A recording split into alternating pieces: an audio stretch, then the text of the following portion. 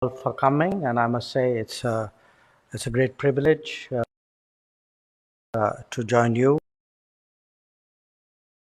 this evening.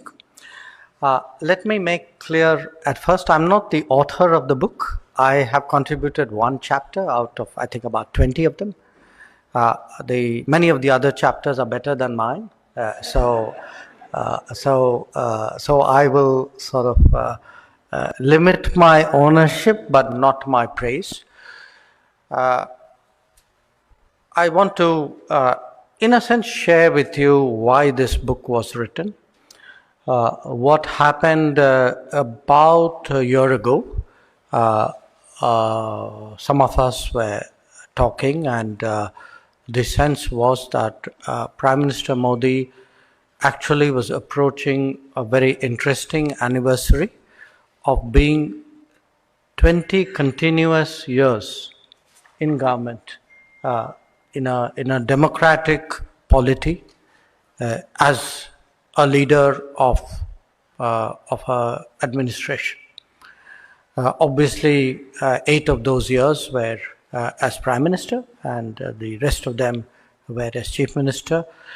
And if you look at democratic politics, because the nature of politics, there's a very high turnover rate, there aren't too many people who would have continuously been in politics, in electoral politics, which means you have to win an election every 4 years at the very least.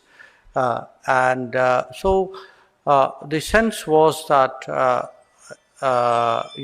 it's an occasion to reflect on what he's done, and to do that really from a sort of a 360 perspective, by getting a very broad, very diverse set of people to pen their impressions about the Prime Minister.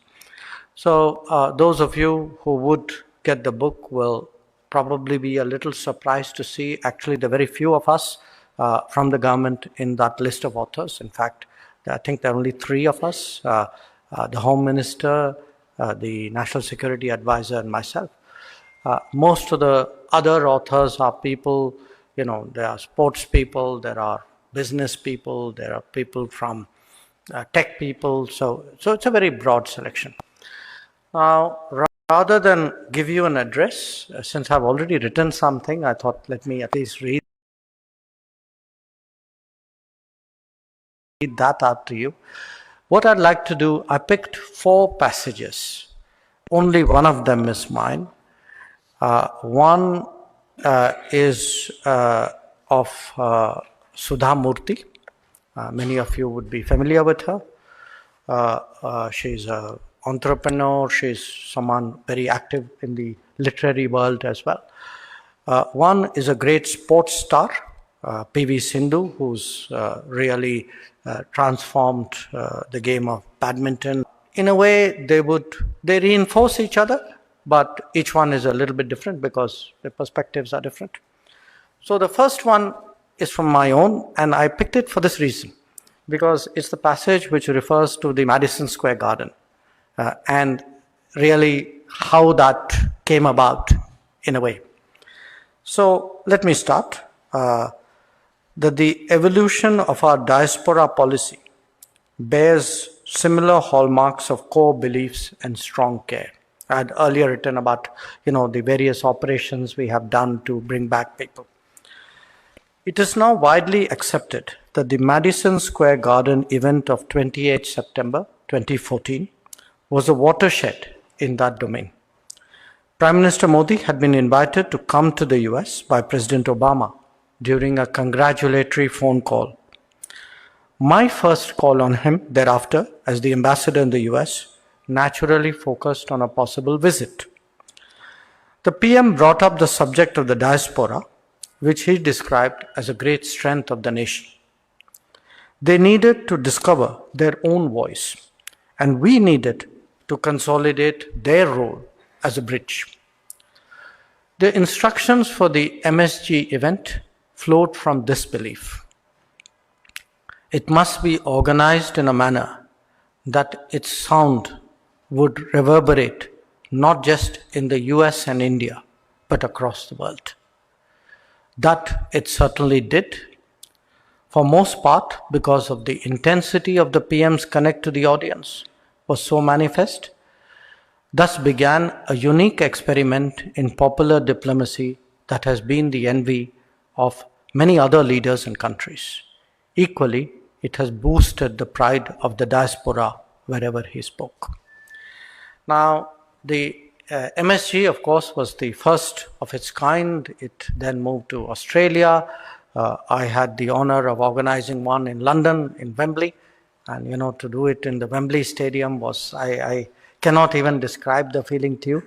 And in many ways, even today, the practice continues. We just, a few months ago, did one in Denmark.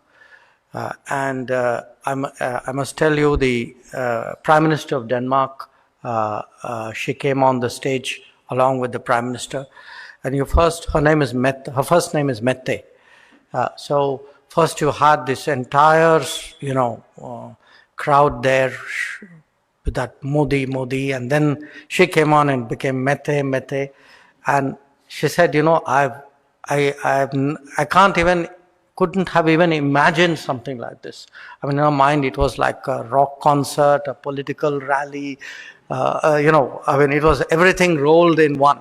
And so when we actually did the Nordic summit, a large part of the summit was her describing to the other Nordic prime ministers what this particular experience was like. So let me switch to a very different paragraph. And this is a paragraph by P.V. Sindhu, who's our premier badminton player. And I read from this chapter, which she writes, saying, as I began writing this chapter, the question that struck me was this. Why is that so? Why is that so? The preceding paragraph, she raises the question, the Prime Minister Modi is among the very few undisputed youth icons of India. So she's asking the question, why is he a youth icon? After all, if we go by the conventional wisdom about who can be a youth icon, then Prime Minister Modi defies the entirety of that wisdom. He is not young. He does not come from the domain of sports or cinema or popular culture or other such fields conventionally associated with youth attraction. In fact, politics, the lifelong activity that Modi has chosen as his service, is rarely associated with youth icons, at least in more recent history. And yet, he has now for almost 2 decades enthused the youth in our country, first in Gujarat and then the entirety of India, and he continues to do so. So I mulled over this question for many days, but the answer eluded me. While I thought and researched, one of Modi's quotes continued to reverberate in my mind. Speaking from the ramparts of the Red Fort on Independence Day in 2017, the Prime Minister had said, we have to leave this chalta hai attitude. We have to think of badal sakta hai. This attitude will help us as a nation. Eventually, I changed the way I was approaching the question, and then the answer seemed so natural. What is that one defining character that we most associate youth with? Age, certainly, but that is biological and not necessarily a characteristic or attitudinal quality. If I were to identify the one quality, the one attitude that most defines youth, it would be fire in the belly and the audacity to change the situation rather than compromise with it. How will this not happen? Hoga kaise nahi? That is the preeminent characteristic of a young person. It makes them push the boundaries, dream the impossible, make it happen, and that is Modi. So, now let's see what Mr. Anupam Kher has to say. And his chapter is actually titled Modi, the man India trusts in a crisis. So these are his words now. Unlike many predecessors who became passive during a crisis, Modi always steps up, takes charge, and fulfills his duty. This is critical as active leadership is vital for countries to emerge from a crisis situation. In a country where people are used to politicians going below the radar when something goes wrong, Modi is an exception. He has never shied away from taking the responsibility of leading Gujarat and India out of a critical situation. An excellent example of this was Modi's conduct at ISRO in September 2019 when Chandrayaan's 2 Vikram lander lost communication. Realizing that the hard-working ISRO team was extremely demoralized, Modi decided to stay back in Bengaluru and return to the ISRO center the next day. He spoke to the project team and encouraged them to forget the failure and take pride in their achievements. Embracing an emotional ISRO chief, Keshavan, to console him remains one of the most iconic moments from Modi's 20 years of governance. Modi's gesture and raw emotions visible in that image reflected his leadership. He was fulfilling his promise by being present, both in good times and in bad times. This sense of responsibility automatically creates a belief in the minds of citizens across the country. Come what may, Modi will be there for us. And, when I was flagging this paragraph for my own reference, I was actually reminded of an experience I had when I was Foreign Secretary. It was quite common for me to return from some trip fairly late at night and then sit clearing your stuff so that your desk is clean the next day. And I still remember one day, it was around past midnight, and our consulate in Mazar-e-Sharif in Afghanistan was under attack. And, we were using the phones, trying to figure out what happened. So this was Afghanistan of that era. So you had to kind of get a friendly warlord who would go in and help your people. So all of this was happening. You're juggling 4 phones, talking to everybody, keeping the courage up at that end.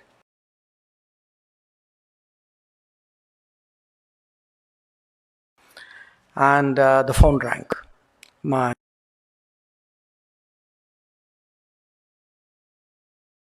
phone rang, and normally, when the Prime Minister calls, you get a no caller ID. Okay, so it sort of took me a bit by surprise, and but even on the no caller ID, usually somebody connects you. Okay, so this time it was the Prime Minister. Okay, and obviously I said, "Ha, sir, it's 12:30. What else could I be doing other than being awake?" Because in his life, that is probably natural. He said, "Acha, TV dekh rahe ho?" I said, "Ha, sir, TV dekh rahe. To kya ho raha hai wahan?" So, because he assumed that's exactly what I'd be doing. I said, "Nahi, sir, wo abhi attack chal raha hai, but the help is on its way, etc." So, exchange. So then he said, "Acha, jab khatam ho jayega, mujhe phone kar lena." So I said, sir इसमें 2-3 घंटे और लगेंगे, तो जब हो जाएगा मैं आपके यहाँ बता दूंगा. So there was a pause. He said, मुझे फ़ोन कर देना. Okay, and I say this to you because that sense today, that sense for people who work in the government, people who are in public life, who are in political life, and I would say today people in the country. The way he put it, good times or bad times, he's there. And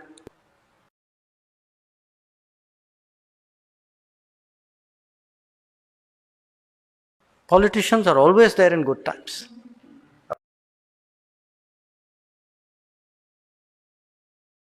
Okay. So that's in many ways really the difference. The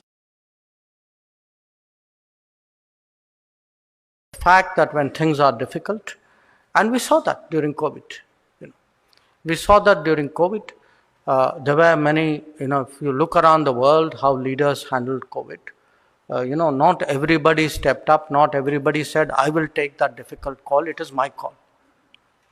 And to handle the consequences of very big decisions, which at that time you took, with the enormous risk of what was being decided.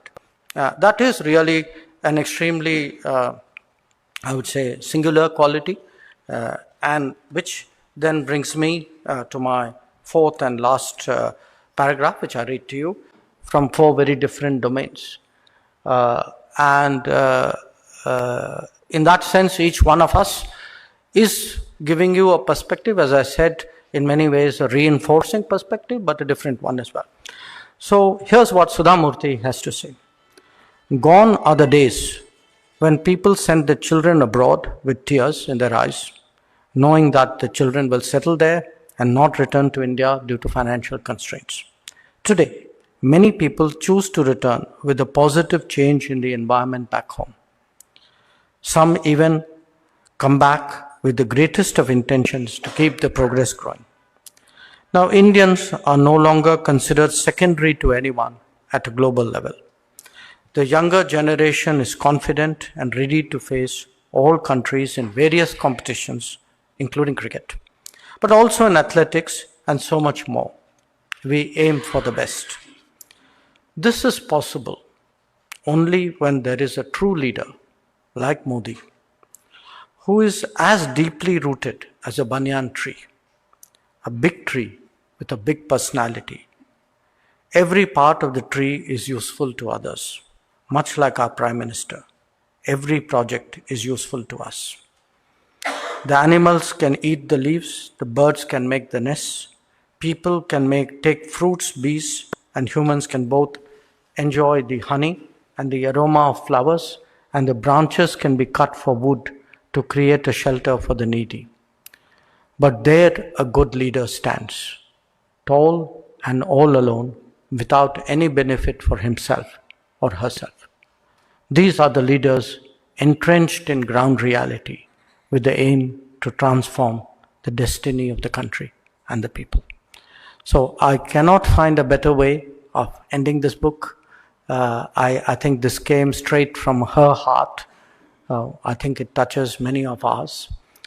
Once again, as I said, I really thank you all for the opportunity today to share parts of a book which means a lot to many of us. And I'd be very happy to sit down and converse about the book and anything else with all of you. Thank you. Thank you, Dr. Jaishankar. I read the book with great interest. I must say that it is an extraordinary book on many counts. It takes the reader to a discovery of a new India. And as you get deeper into it, you realize it's not a discovery, it's a revelation. You move away from headlines to core, deep lines, and then the picture begins to emerge. It's not even a transformation of India. It's a metamorphosis, literally moving from a larva into a beautiful butterfly. And this metamorphosis is described by these 21 extraordinary authors who, in their selection, signal something interesting, that the story of New India will be told by the doers, the shapers, the great contributors. I want to start off, Dr. Jaishankar, with the first thing that struck me in this story. In this country, President Roosevelt has gone down in history as the architect of the New Deal, which restored security and welfare back to all Americans. But as one looks at Prime Minister Modi's leadership and the incredible technology Indra Jal, it seems that the safety net that has been put in place is unprecedented in the history of the human race. And in terms of poverty alleviation, in terms of giving confidence to the people that they can trust their prime minister in a crisis, that their basic needs will be met. As the Rig Veda says, God did not create human beings so that they would die of hunger. And I think he has fulfilled that Rig Vedic promise. I'm curious, how do you see his leadership in establishing that safety net, the New Deal, for all Indians, but especially the poorer section of society?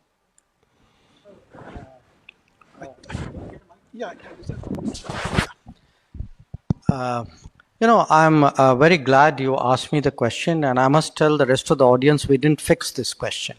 Okay, and I'll tell you why I'm very pleased you asked me this question, because I today, as a political person, travel around a lot internally in India, and I travel a lot in India because unless you actually go to a small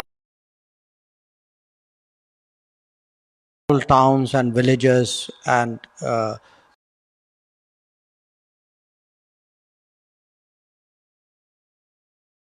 beyond uh, the normal comfortable zones that people like us usually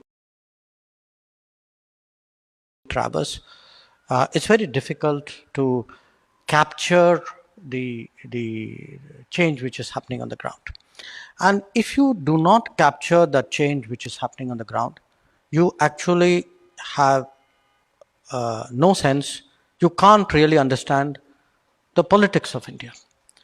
And I say this, well, but it gave me a lot of chance to travel around. And from time to time, I would meet the Prime Minister. And, we would have this somewhat repetitive conversation, like a bit like Groundhog Day, which was I would come back and say, sir, I went there and wahan to lagta hai ki everybody is for you. Then I come back to Delhi, but they said that you won't get more than 200 seats. Huh? Now, I am like, sort of, am I being carried away when I go out? Or, are people misreading it in Delhi? Are they willfully misreading it? Is it propaganda? Um, at some stage, I think I kind of may have annoyed him enough to say that at some stage he said, "Nahi, 300 seat milenge," sort of get 300 seats. Don't doubt it. But from that time, it struck me how much political analysts in India, especially because it's very Delhi centric, and political analysts, frankly, in other parts of the world, including this city, how much they are actually out of touch with the reality of India. And a big part of that reality is exactly what you have put your finger in, which was the change on the ground. Now, that change on the ground had started surfacing already by 2019. Maybe people like us didn't pick it up from big cities. I think the people in rural areas and small towns did pick it up. I mean, they sensed that something, they could already see, I discovered later after the elections, health workers where their attendance went up, the quality of primary health centers went up. Uh, People began to pay more attention to education. But today, if I were to give you numbers, when you spoke about Roosevelt, let me throw some numbers out at you, because I suspect even to all of you with all your interest in India, these numbers would come to you as a surprise. When COVID happened, one of the first meetings we did as we were going into the lockdown, Prime Minister told the cabinet members saying, look, all of you, please read up about what happened during the Spanish flu. More people died of hunger than they died of the flu. Yeah. And on my watch, I'm not going to let people die of hunger. Okay. So what we did then was to approve free food to with a certain cutoff point, you can say, for people who were really, you can say, needy, deserving, distressed at that point of time. So this was rice or wheat, and some other things which you need as your daily pulses, as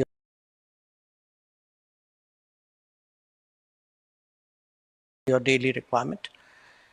And through the entire COVID period till now, 800 million people regularly get food support from the government. That's Okay. amazing. Now, it wasn't only the food. There are people. There was a lockdown.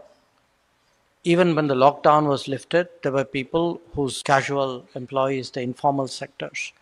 So it was also decided that they would be directly paid into the bank accounts, enough that it takes care of their very, very basic requirements. Now, 415 million people today get money into their bank accounts. It started during COVID, it is still continuing. So when, when there were people who looked at what was happening in India, made all sorts of predictions, political predictions, they didn't realize that, that bit which I read out to you, for the people of India, the 800 million people of India who got food and the 400 million people of India who are getting money in the bank accounts, Modi was for them in good times and bad. Now, these were, I would say, emergency or crisis responses. But you got to understand today the change which is happening in India. And I'll give you again a few examples of that change. There's a big push for home ownership. Okay. Already during this period, there's a rural scheme and an urban scheme. Between them, close to about 25 million homes have been built and given to people. Now, if you take roughly, the average Indian family size is 4.8. So actually something like about 115 million people, I mean, that's the size of Japan, have actually benefited from home ownership during his period. When he became prime minister, a very large number of houses were not connected to electricity. So there's actually a scheme. The home was Pradhan Mantri Awas Yojana. The scheme was a scheme called Saubhagya. Now, if you look again at the number of people, that is houses multiplied by 4.8, something like about 130 million people have actually got electricity connections in this period. If you look today at health, because there is a Jan Arogya Yojana which actually gives you health insurance and health access at affordable rates. You're again talking, multiple hundreds of millions. So if I go back to 2014, which was not that long time ago, the idea that a country like India at a $2,000 per capita level could construct a social security system was a fantasy. Today, you can actually see that happening right in front of your eyes. I'm not minimizing the problem. I mean, we're still doing very basic things, but at least the basic things are happening, and for the person who's benefiting, the basic things are revolutionary things. I mean, you look at this, what is a big program right now called Har Ghar Jal, that is water to every house, okay, which is piped water connections. Finally about something like 450 million people are going to benefit from this program. So if you can do programs on the scale, even on the very famous one which you may have heard, Ujjwala, where you replace the firewood with cooking gas. Yes. The beneficiaries of Ujjwala are the size of the population of Germany, 80 million people. So look at the scale of what is happening today. And that, in many ways, to me, we have, all this has happened because you had a prime minister who saw the promise of technology, who created a digital backbone. We could put money into people's bank accounts because they had bank accounts. Now they had bank accounts because Prime Minister Modi got after them in his first term and said, please have bank accounts, and banks, please allow people to even open accounts without a deposit. So the bank accounts, he foresaw what it meant to have a bank account. So today it is financial inclusion. You look at the loan schemes we do, Mudra. There's a scheme called Swanidhi for people who are vendors. So it could be the informal sector, it could be entrepreneurs, it could be small business people, it could be electricity and water in your house, it could be insurance. This is a social security system which is in the making. And it is in the making at an amazing speed, enormous scale, and I would say at a cost effectiveness, which really is a business model in itself. I have to say, this answer gives you just a small taste of stuff that would be unimaginable when you read this book. These are in the category of miracles. And Ujjwala, that honorable minister talked about, 500,000 women would die of burning when they would be working with firewood. This is extraordinary. Let me move to my second question. Uday Kotak, in his write-up in the book, is very blunt. He says, Modi has taken a non-performing nation and converted it into a performing nation. Prime Minister Modi himself says, I am the Pradhan Sevak. Measure me by my report card. And by his report card, today India is the fastest growing economy in the world. And Arvind Panagriya, in the book, boldly states that in less than 20 years, India could shoot for a per capita of 8,000, 4 times the number you mentioned, become amongst the top 3 global powers. But what I found fascinating in the book, I love Sudha Murthy's metaphor of the banyan tree. Amish Tripathi refers to Prime Minister Modi as Bhagirath Prayas, but it's the common person who nailed it. He describes Prime Minister Modi as the dream weaver, the person who has given an average Indian the chance to dream of a better future. That's a supreme gift, to give hope for a better future. So my question is in 2 parts, Dr. Jaishankar.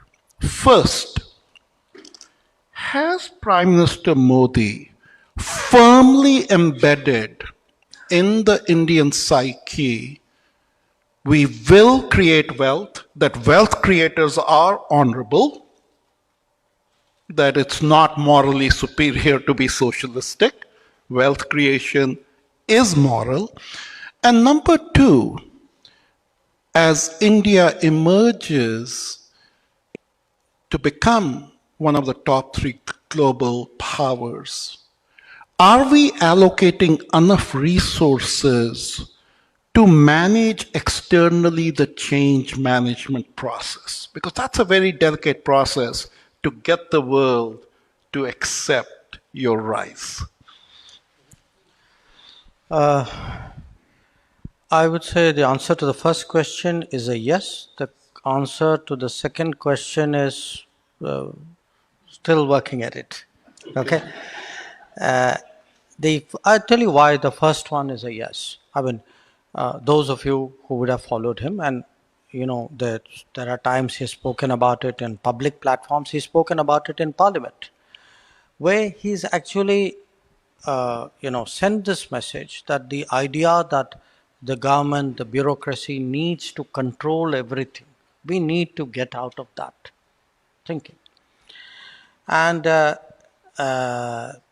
he has tried in many ways to, and I think you use the word wealth creator. I would actually even go to the extent of using the word, to me, employment creator. Because at the end of the day, if our businesses prosper, the businesses create employment. So finally, the beneficiary of this at the end of the day is actually people in the society who get a job. He's pushed actually quite strongly for greater entrepreneurship.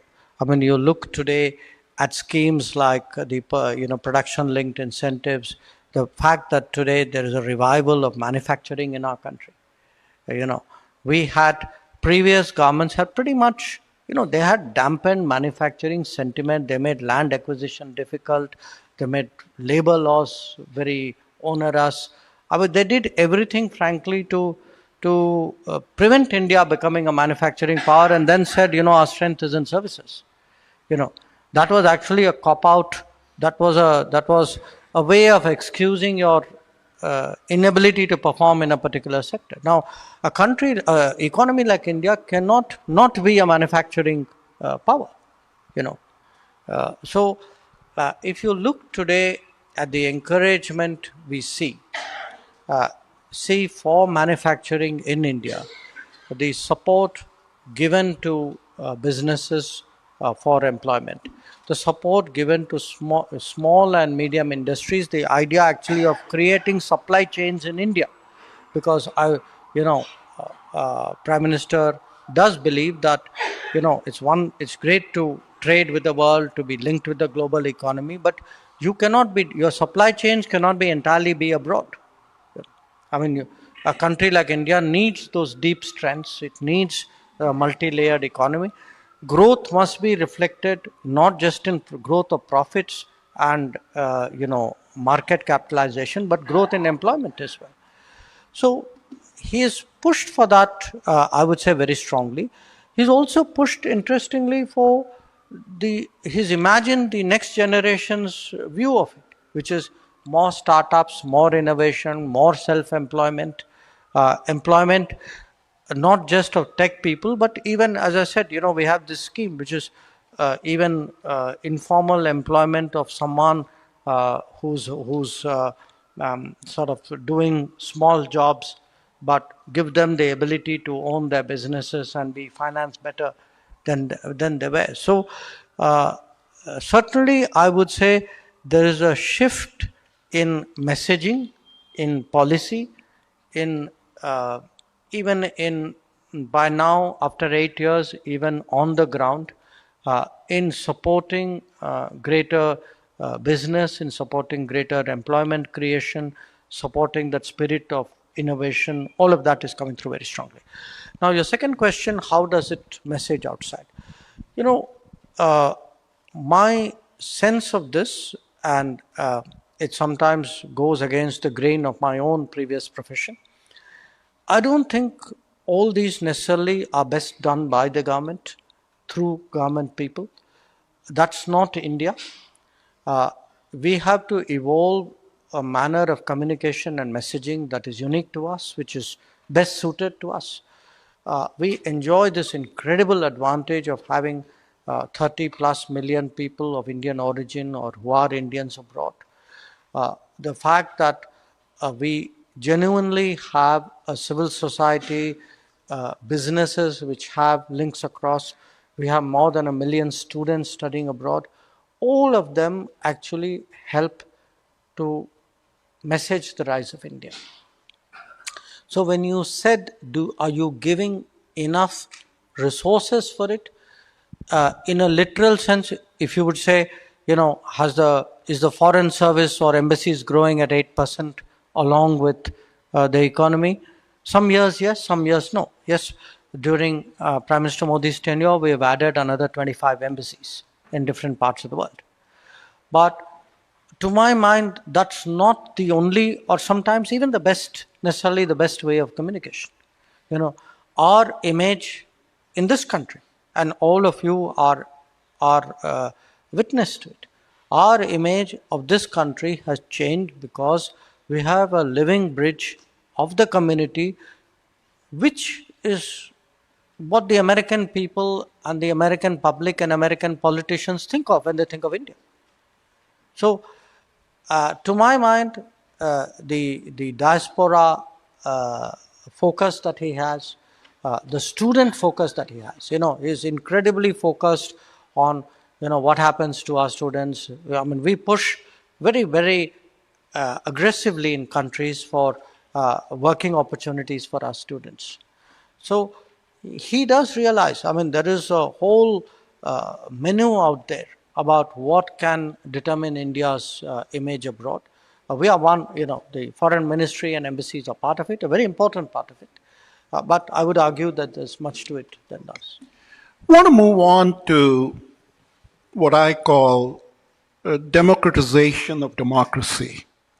When you read this book, it's breathtaking in terms of how Prime Minister Modi has brought into the political system inclusivity of Indians that didn't even exist in the consciousness. And so you're almost left with a feeling of wonder, like, where did he find the President of India? Where did he find her? And this inclusivity, this democratization and democracy of India is an untold story because it is in striking contrast to other countries where actually power is becoming more concentrated, not as shared as you see in the representatives in Indian Parliament. What is your observation on the inclusivity that is now being reflected in Indian democracy? Oh, I think you're spot on. I mean, if you ask me, the two most inclusive examples, proof that democracy has really deepened, it really works. To me, one is Indian politics, the other is the Indian cricket team.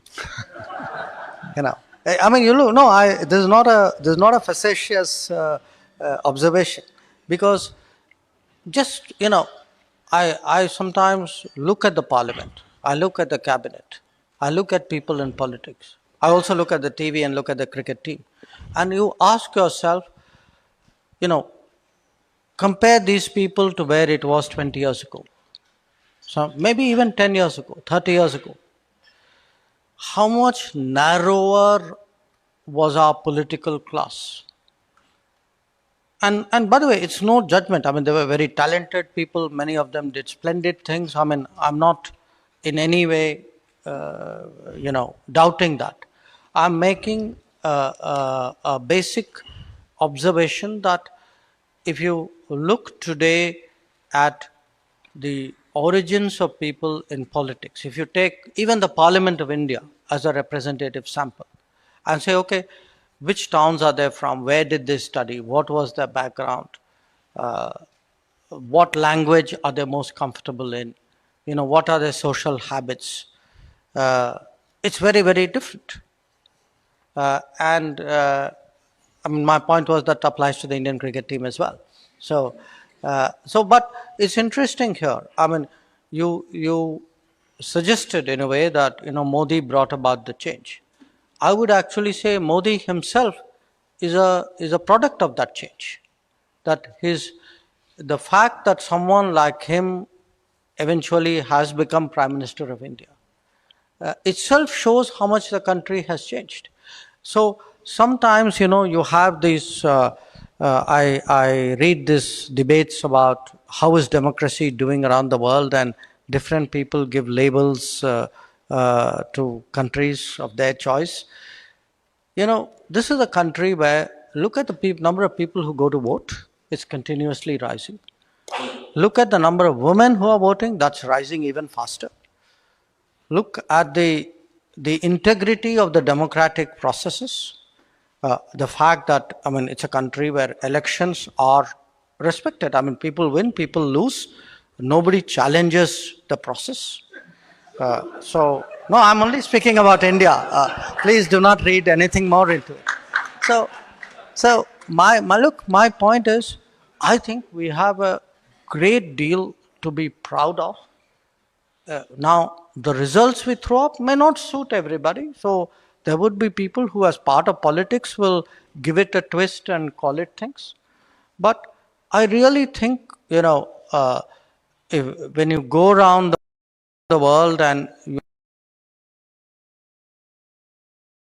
I do sometimes get these debates in other societies. So are you optimistic about your politics? So where do you think your society is going?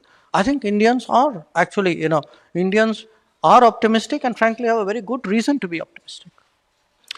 I'll take one question from the audience. On a personal note, I was the first Indian to come to the US over 50 years ago and make solar cells for NASA's space program. And I mean, it's mind-blowing to me that Prime Minister Modi would conceive of this idea of, one grid where nations that have sunlight and are generating... One sun, one world, one grid. Yeah. I mean, this is Vasudhaiva Kutumbakam at its highest level, sharing the world as a family. One of the exciting revelations in the book is that India now, the intellectual property of India is scaling at 4 times every 5 years when you look at patents and trademarks. The head of McKinsey has mentioned that 20% of the global talent will now come from India. And Dharti Desai asked the question, 300 million children, how do we make that investment so that their future is secure? And obviously education is the key to that. Your thoughts on that? I wanted to get at least one question from a woman, and Dharti Desai's question will end the meeting. I'll keep the answer short, and maybe we can take a few more. Oh, okay, good. So, I can, there's a very deep sense in the government, reflected particularly in the Prime Minister's own thinking, but I think widely shared within the government as well, that we have not invested in our education processes the way we should have. If you look at where we started off, first of all, the literacy process itself took a fair amount of time to reach higher levels. School joining numbers were weak. School retention numbers also very challenging, especially for girls. So the whole idea of, at a very basic level, who is literate, how many people join school, how many people finish school, what happens to them after that, what's your secondary system, what's your tertiary system, did they grow in the numbers, which they should have during this period. And if we compare ourselves, especially to some of the other Asian countries, you can see they invested much more in education and skills than we do. So I think today that corrective, that first of all, that awareness is there. Then that awareness, that policy is there from that awareness.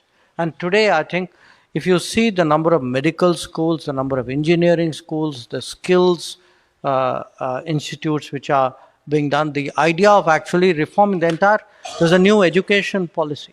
And in each of these, actually, the Prime Minister himself spends an enormous amount of time. So education ranks very, very, very high in priority.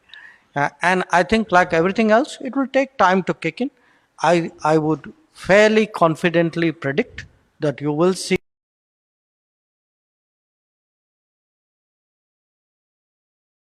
the unfolding of that change thinking as we've seen it, for example, in the digital arena. But I absolutely agree with the questioner that we must invest in education, and I think that's very much the Prime Minister's view.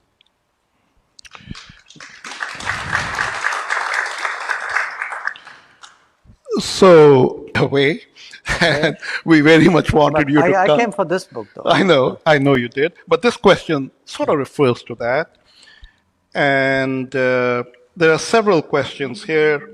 What was your first meeting with Mr. Modi? Like from a diplomat to a politician being under Prime Minister Modi, because in a sense, he was your mentor. So a little bit of that personal connection, people want to hear about that. Well, I'm usually a little cautious talking on that set of subjects, but I will say this. I actually first met him, and I mentioned it, by the way, in this book, Yep. when I was ambassador in China. And he came, he was Chief Minister of Gujarat. He had come on a visit. He had come with an investment business team as well. And quite honestly, we had a lot during that period. I was 4.5 years in China. We had a lot of people who came, a lot of chief ministers who came. And no question, he stood out. He stood out. I mean, I frankly liked Mr. Modi before I met Mr. Modi, because I'm a kind of on certain matters, at least as people who worked with me would testify, possibly complain. I'm a micromanager. I like to go into details. I do my diligence, So I can be quite a pain when in my professional life. Okay, I'm a nice guy outside. But I found someone who, the level of preparation which was done actually set him apart. And often the frustrations of being in an embassy is you deal with people who come unprepared. They don't even respond to what you have said. Instead, here we were, he came in with even a visiting card where he had got his name transcribed in a manner in which they understood the program, and the program was, at that time it was very novel to me. Now I know it's an SOP, which is you start 7:30 in the morning with a breakfast, and then you carry on till you drop, because he doesn't. And it was frankly for me a revelation. It was something very novel, because as in a sense Hindu associate politicians with, and the interesting thing was, I guess I must have made a good impression. But he did say one thing to me at the end of it all. One, of course, I write about it here. He wanted a political briefing, which normally chief ministers are not bothered about that. But he gave me a very good reason. He said, look, I'm abroad. I'm from a different political party, but I do not want to say something which is even a millimeter different from what is my national policy. So I want you to walk me through, through and China is a very tricky relationship. The other bit which was different was he wanted to know, okay, what should I say? He said also, please tell me what should I not say. Okay. And I saw that during the course of the meeting, he would kind of half turn, and there would be that quick look, which is like sort of, is there feedback? By the way, feedback is his favorite term.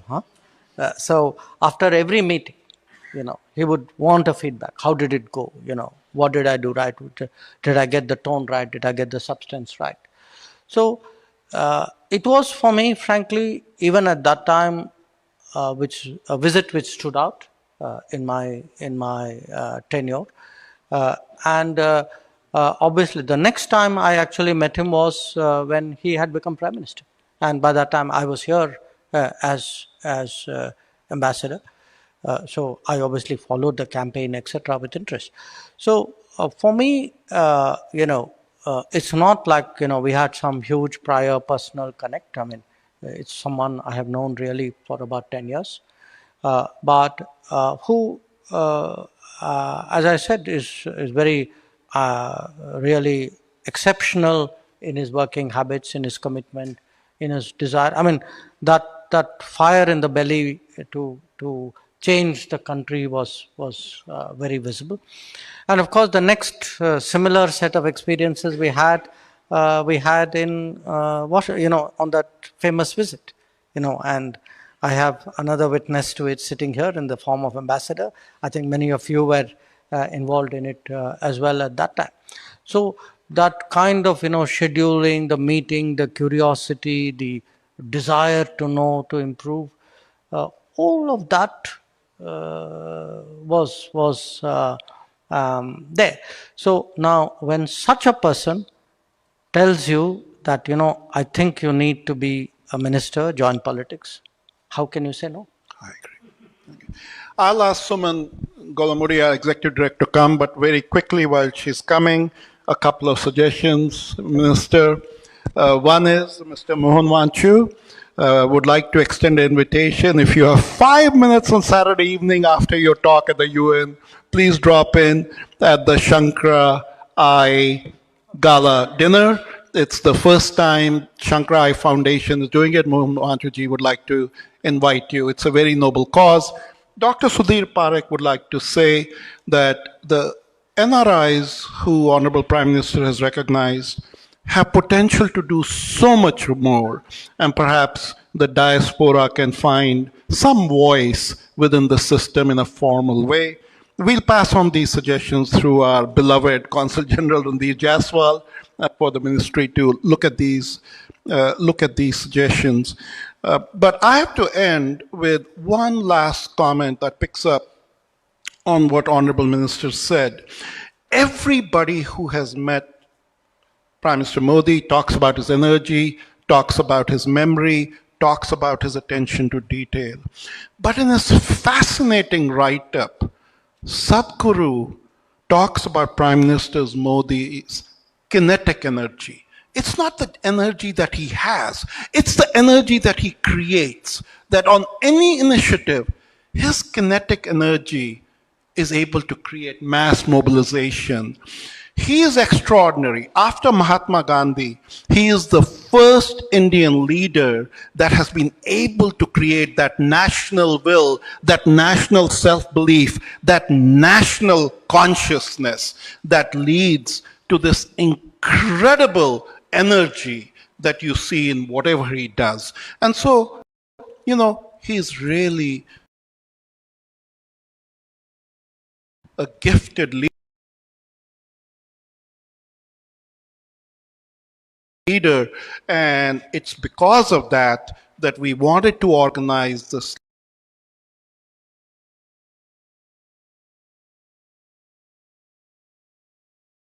literary event, because we felt that all of you who are thought leaders, you should read this book. And Minister, we'd love you to come back to IAC so that we can continue thoughtful conversations. Go ahead. Thank you. Thank you. Thank you, Dr. Jaishankar, and thank you, Rakesh Kaul, for a very stimulating discussion on this salient book. Photographs and video of this event will be uploaded on the IAS, for which we are very grateful. On August 15th, IAC completed a 10-day-long festival of India at 75 celebrations. Now, we look forward to your presence at our literary festival